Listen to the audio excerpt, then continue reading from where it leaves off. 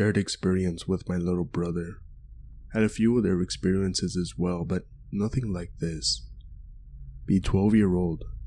Find out that Transformers 2007 is going to be on at TV at 11 p.m. on a school night. Want to watch it with my little brother? Ask mom. She says no. We'll see about that. .png. Devise plan with my brother. Pretend to go to sleep. Wait till parents are asleep. Get out of bed. Tell my brother to close all the doors and turn on the TV while I prepare the snacks. Oh yeah, it's all coming together. .jpg. Don't hear TV being on. God damn it. .png. When I walk into the living room, see my brother frozen in place staring at something. Hey, what's wrong? Notice it. See a pitch black entity with a white face and red eyes with its head peeking out just behind the couch. It suddenly drops behind the couch. Stand there for a couple of seconds. Walk slowly into kitchen. Take knife. Crouch walk with knife in hand to couch. Peek behind couch. Nothing. We didn't watch Transformers that night. Hey X, have you ever had a weird experience that has no paranormal events, but can really only be explained by it? I had one. I've been meaning to post it for a long time. I'm finally doing it, so let's go. Be me, working for my uncle at his warehouse. Big 3 stories, tall building. It's around this industrial area full of abandoned buildings. There's a camera installed, pointing to the entrance since the area's full of junkies. First floor is where we work, and the third one is a deposit. I essentially make customized trinkets and keychains and package them before they're sent to USPS. We use these big loud machines to mold whatever clients want. Easy work, but it's repetitive as fuck. Money is good though. My uncle at least pities his employees. Decided to do some extra hours one night. Not a big deal. Have done it a ton of times already. Would usually have some co-workers with me, but everyone's too tired today, so only me. My uncle trusts me, so he leaves the key to the front door with me and asks me to close it after I enter inside. Okay. .png. Uncle leaves and goes home. Start working, put on some music on my cell phone since I'm alone. 12 p.m. That's the agreed time we usually do extra hours. So I finish my work, turn off the machines, go to the second floor to grab my backpack from my locker. There's this big graffiti on the corridor wall. Panic. How the hell did this get here? Look around. The iron bars from one of the windows are on the floor. The window itself is open and intact. What in the actual fuck? Close them. They may not seem like much, but the bars are at least 4 inches thick iron bars. We are on the second floor of the building. Decide to call and send a picture to my uncle and prepare for unemployment. Wait, are you fucking with me, boy? I was just ready to go to sleep. Wait there, I'm coming to check it out. Fuck me. .jpg. Now I have to wait here for another hour since my uncle lives at the end of the world. Nothing better to do. Decide to sit down and start watching some YouTube. Some 30 minutes later, feel really cold for some reason. Go grab my hoodie in my locker. Pass by the corridor. The window is open. Blood runs cold.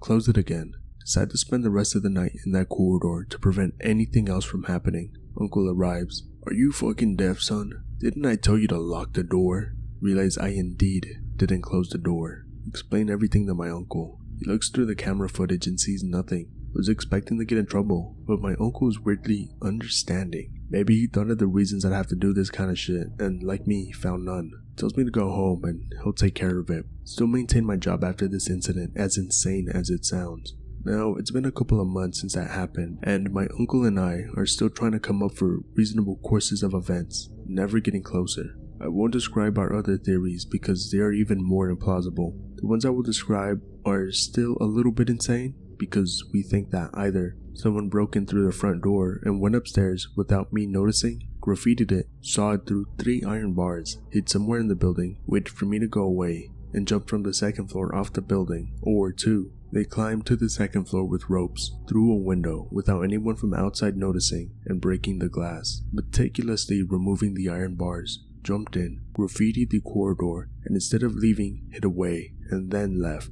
I never had anything like that happen ever again. I mean, I also heard the occasional creepy sound at night, but nothing like this. Wanted to share an experience I had about a week ago, and thought I could make this thread for anyone else to post their own weird stories they have while hiking, camping, generally being in the wilderness. Nature is undoubtedly spiritual and paranormal, that everyone can agree on. I'll Greentext my story in a bit. Pic related is an edited picture I took of a tree while on the hike. Be me. Arizona, hot ass summer. Whole week off of work. Pretty stressed recently. Needed to burn off this mental fatigue. Decided to take a nice hike through the woods. Despite what gringos think, Arizona does have plenty of forest, even in the hotter places. All the real parks are super far away or full of tourists. Too broke to afford driving halfway across the county. Decide to go to a lowly populated area in Tucson. Not saying where so I don't get doxxed. There are a decent amount of houses, but between the houses is a massive valley-like wash area. Little valleys full of trees. Water maintains a path down the middle that I can walk through, but everything else is thick. Enough trees to provide shade in most spots.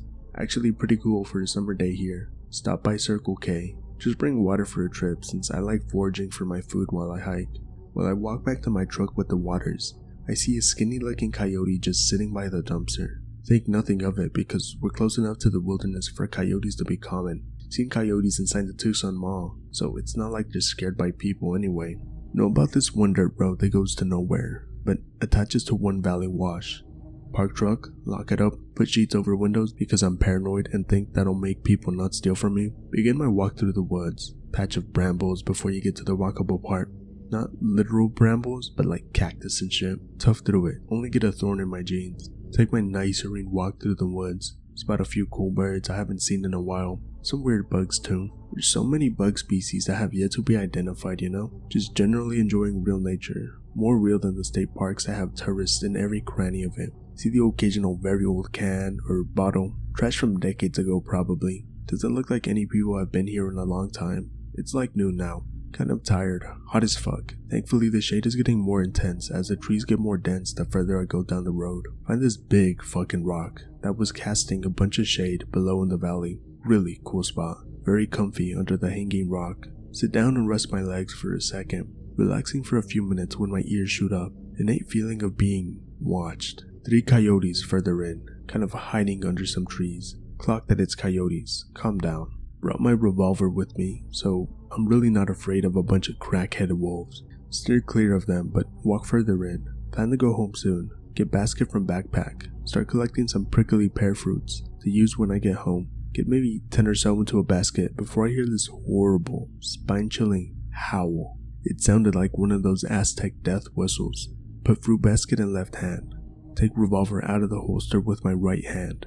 Probably a mountain lion or some stupid person in one of those far off homes using a death whistle for some reason. Steadily tread back where I came, keeping my revolver out and turning my back every few seconds. Not really that concerned, but I don't want to be mountain lion dinner anyway. I haven't really clocked it, but I'm so far in the wilderness that I was near the base of one of the mountains. Walk for a little while like this, paranoid that a big cat would jump up and try to eat me. Hear the same fucking horrible howling. For some reason, it makes my eyes tear up. Hands start shaking. At this point, fuck the fruit basket. Drop it to the ground and start jogging back. Look behind me a few times. The same 3 coyotes from before are stalking me now. Genuinely fucking scared shitless. In my paranoia, I just randomly shoot at them and hit one in the body, or the leg, hard to tell. It gives off a sad whimper and falls to the ground while the other 2 scatter. Calm down significantly for some reason. Still keep hurrying back out of there. Hear that fucking howl again. It's louder now, like it's closer. Very fucking close to me. Know that the mountain lions are massive pushovers, so I just scream violently as if I was trying to scare off one. The fucking howling happens again. Louder again. Just give up on any reason and sprint back. Eventually, get back to the thicket. I can almost see the road right here. Decide to slow down so I don't rip myself up with thorns. Look behind me while crossing the thicket. I see a shadow person just standing by a tree. Ignore it because I know I hallucinate and this is just something from the stress. See a fucking actual mountain lion in the very, very far distance. Barely visible in the darkness. It's somehow aware that I can see it and makes itself hidden again. Can't make out any details about it from the distance. Definitely looked pretty big for a mountain lion. Stop looking and get out of the thicket. Jog back over to the dirt road and my truck. Finally look down at the ground again. There's fucking paw prints from the mountain lion, as if it followed me into the valley and only started stalking me when I decided to leave the valley. Thoroughly freaked the fuck out because I thought mountain lions weren't like this. Get in the truck and zoom off back home. Have these horrible nightmares about a mountain lion pouncing on me and ripping out my throat. I think this could have just been a panic attack / hallucinatory episode combined with a mountain lion trying to kill me, but maybe it was something paranormal. The howling sound reoccurs in some of my nightmares now. I figured I would share what happened at work. Be me, Wagey at a nursing home. A few years ago, we got this patient who claimed to be the devil. Weighed him when he arrived, and he is 166.6 pounds exactly. Still needed one-on-one care because he tries to gouge out his own eyes. Always claiming he is the devil, a serial killer, demon, etc. This goes on for more than 2 years. Talking with coworker about paranormal stuff in the building. Literal storm rolls in. Alarms go off for no reason. And only on my pod, which has never happened, start checking room to room to find out why. Find the devil resident dead. Alarms still going off. Go find the nurse. Yes, devil man is dead. Start trying to figure out the source of the alarm again. Nobody knows. I make a half-witted remark about the devil man spirit setting off the alarm. Boom. All the lights go out for real. Are you fucking kidding me? Lights turn back on. It was the devil man saying goodbye. Fly high, devil man. See you on the next one. Your suffering is over now. I will never forget you. As a kid, I used to love the sea. I could spend the whole day splashing in the water until I got cold. Sometimes I'd even stay in the water so long that my parents would have to get me out of the water. Upon getting me out, they'd find my lips completely blue and my lower jaw shaking. But I'd still want to go back in and swim and splash around in the water some more. I live about half an hour away from the sea. The beach is very crowded, of course, but that's the more popular beach. That's why nowadays I don't go there anymore.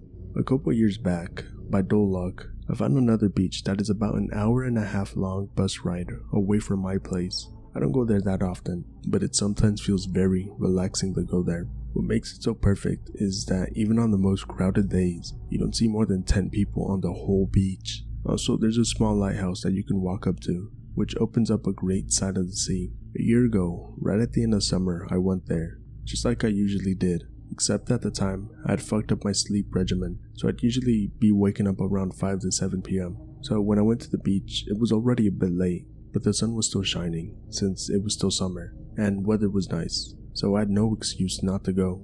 After arriving and taking my time swimming, I got hungry. I had some snacks and some beer with me, so I just took a stroll to the lighthouse and made myself a small picnic. It took about 20 minutes to arrive to the small lighthouse. The sun had started to set in, but it was still quite bright. Also, the fact that no one else was around was quite nice, so I just settled in and enjoyed the view whilst having my small picnic.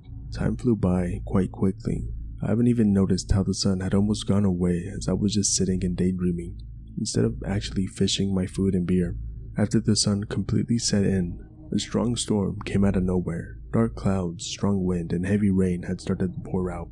The only way for me to try and avoid getting completely drenched is to stand close to the lighthouse, on the opposite from which the wind is blowing. So I had to stand there, slowly getting soaked wet, to try and wait until this heavy rain stopped pouring.